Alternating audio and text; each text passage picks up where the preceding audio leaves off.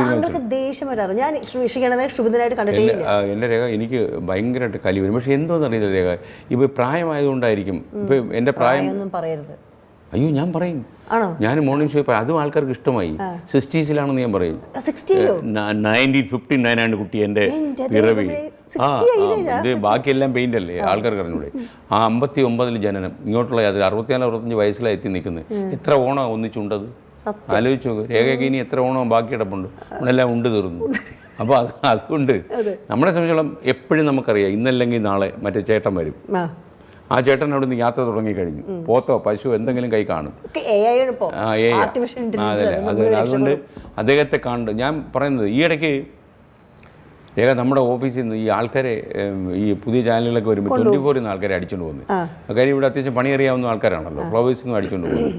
അപ്പോൾ നമ്മൾ പാടുപെട്ടവർ ഒരുപാട് ട്രെയിൻ ചെയ്തൊക്കെ വെച്ചേക്കുമായിരിക്കും, അടിച്ചുകൊണ്ട് പോകും. ആകെ ഒരു 500 രൂപ എടുത്ത് കൈ കൊടുക്കും പോക്കറ്റിൽ.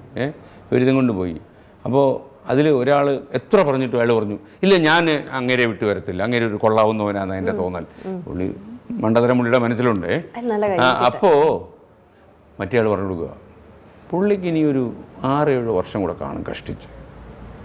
അപ്പോൾ ഇത് കേട്ടാൽ തോന്നുന്നു മറ്റൊന്ന് എഴുതി വെച്ചിരിക്കുക, അല്ലേ ജാതകം.